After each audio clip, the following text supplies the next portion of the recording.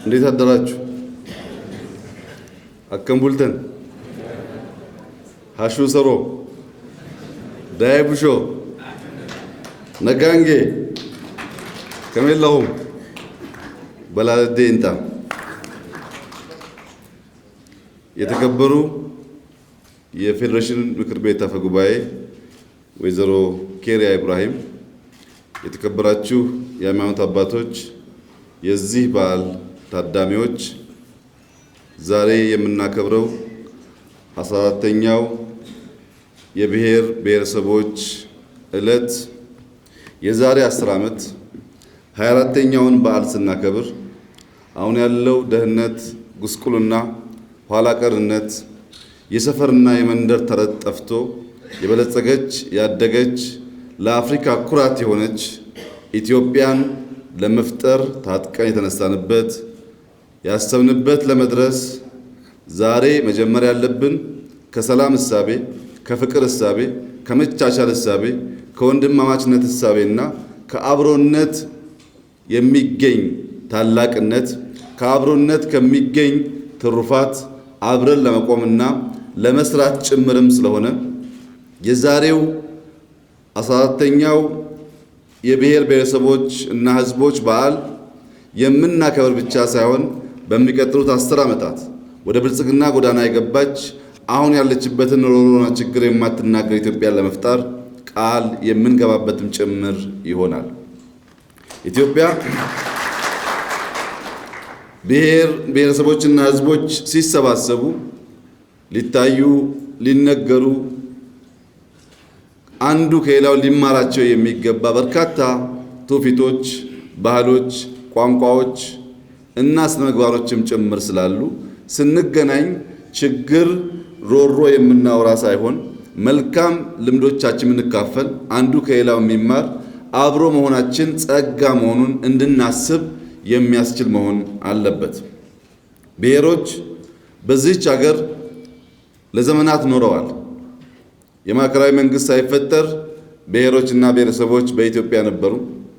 ሕገ መንግስት እውቅና ሳይሰጣቸውም ብሔሮችና ብሔረሰቦች በኢትዮጵያ ነበሩ።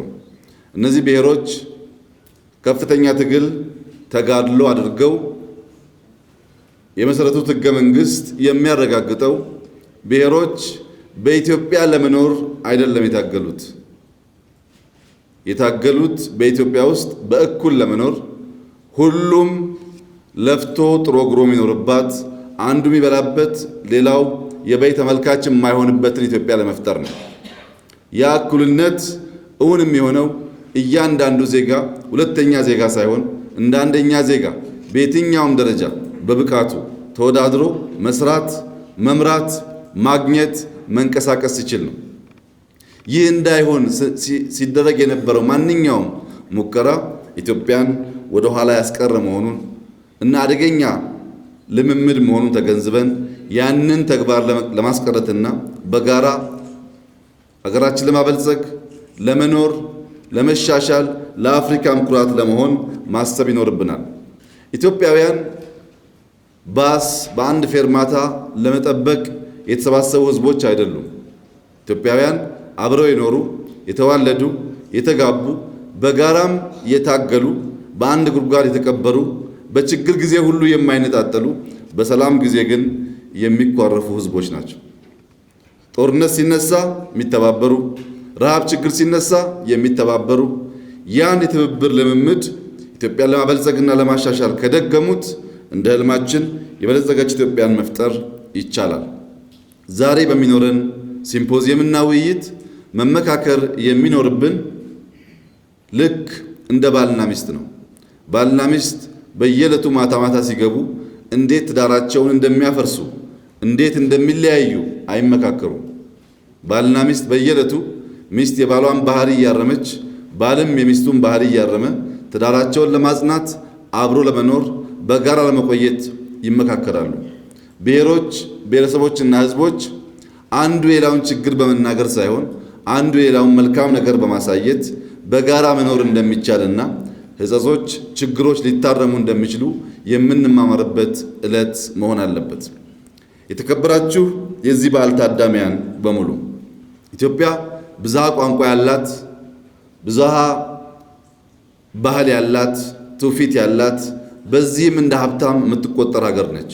ይህንን በሁሉም መድረኮቻችን እየገለጥን አንዱ ከሌላው እየተማረ በጋራ መኖር እንድንችል መቻቻል ያስፈልጋል። ዴሞክራሲ ቀላል ነገር አይደለም።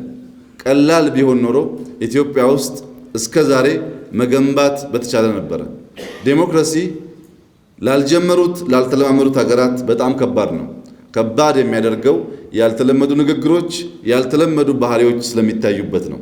ምንም እንኳን ስንጀምረው የሚጎረብጥ ቢሆንም ትከሻችንን ብናሰፋ፣ ብንከባበር፣ ብንቻቻል እና ዴሞክራሲን መሰረት እንዲይዝ ብናደርግ ለልጆቻችን የበለጸገች ብቻ ሳይሆን ዴሞክራሲያዊ ስርዓት ያላት ኢትዮጵያን መፍጠር ይቻላል። ይህ እንዲሆን መቻቻል፣ አብሮ መኖር ክብር መሆኑን ማሰብ፣ አንዱ ለአንዱ ማዘን፣ አንዱ ለአንዱ ጥፋት ይቅር ማለትን መለማመድ አለብን። አሁን ያለው መኳረፍ፣ አሁን ያለው እብሪት፣ አሁን ያለው ችግር መፍጠር ድህነትን ያባብስ እንደሆን እንጂ ምንም ትርፍ አያመጣም። ኢትዮጵያውያን እርስ በርስ በመወጋጋት በመጠላላት በመሰዳደብ ትርፋማ መሆን አንችልም። እኛን ትርፋማ የሚያደርገን መከባበር፣ መቻቻል፣ መተጋገዝ ነው። በእኛ ምክንያት የአፍሪካ ቀንድ ችግር ውስጥ ገብቷል። 110 ሚሊዮን ገደማ የሚቆጠር ሕዝብ ያላት ሀገር ራሷን ችላ ሌሎች ማገዝ ሲገባት የውጭ ዜጎች በመጡ ቁጥር እባካችሁን 10 ብር ጨምሩልኝ፣ 20 ብር ጨምሩልኝ የምትል ሀገር ሆናለች ሀገራችን። የለማኝ ሀገር ዜጎች መሆናችሁን ለአንድ አፍታም እንዳትዘነጉ። ኢትዮጵያ ለማኝ ሀገር ነች። ኢትዮጵያ ድሃ ሀገር ነች። ይሄን አምነን ተባብረን ወደ ብልጽግና ለመሸጋገርና ለመርዳት እንድንበቃ ምቀኝነት፣ ክፋት፣ ጥላቻ፣ ቁርሾ መቀነስ አለበት። ከውጭ የለመን እዚህ ደግሞ አንዱ ከሌላው የሚቀማ ከሆነ በድምሩ ድሃና ለማኝ መባላችን ስለማይቀር ከኛ መካከል በተለየ መንገድ የሚከበርና የሚወደድ ብሔርና ሕዝብ አይኖርም። በጋራ ተከባብረን ከፍ ያለች ሀገር ስንፈጥር ማገዝ መርዳት ስንጀምር ያኔ የተከበርን ዜጎች እንሆናለን። የተከበራችሁ የመከላከያ ሰራዊት አባላት፣ ይህ ቀን ለእናንተ ልዩ ቀን እንደሆነ በውል እንገነዘባለን። ኢትዮጵያ አሁን የጀመረችውን የብልጽግና ጎዳና የጀመረችውን የዴሞክራሲያዊ ስርዓት የማስረጽና መሰረት የማስያዝ ጎዳና እንድትጠብቁ ከየትኛውም የፖለቲካ ፓርቲ ገለልተኛ በመሆን በሙያ የተካናችሁ ሀገር የምትጠብቁ ሕገ መንግስቱን የምታከብሩና የምታስከብሩ እንድትሆኑ የኢትዮጵያን ብልጽግናና መጻኢ ዕጣ ፈንታዋን ለመወሰን ለሚደረግ ማንኛውም መስዋዕትነት ራሳችሁን እንድታዘጋጁ በዚሁ አጋጣሚ ጥሬን ማቅረብ እፈልጋለሁ። በመጨረሻም ይህ በዓል የተሳካ ይሆናል። ይህ በዓል የብልጽግናችን መጀመሪያ ይሆናል። ኢትዮጵያ በተደጋጋሚ እንዳልነው አትፈርስም። ኦሮሞዎች የሚኮሩባት፣ አማሮች የሚኮሩባት፣ ትግራዮች የሚኮሩባት፣ ሶማሌዎች፣ አፋሮች፣ ወላይታዎች፣ ሀዲያዎች፣ ሲዳማዎች፣ ከፋዎች፣ ዳውሮዎች፣ ጉራጌዎች፣ ስልጤዎች የሚኮሩባት የሁላችንም የእኩል ቤት ትሆናለች። አሁን የሚታየው ማንኛውም መንገራገጭ በጊዜ ብዛት እየተፈታ በሰላም በፍቅር በጋራ አብረን የምንኖርና አዲስቷን ኢትዮጵያ የምንገነባ እንደምንሆን ላረጋግጥላችሁ ፈልጋለሁ። መልካም በዓል። አመሰግናለሁ።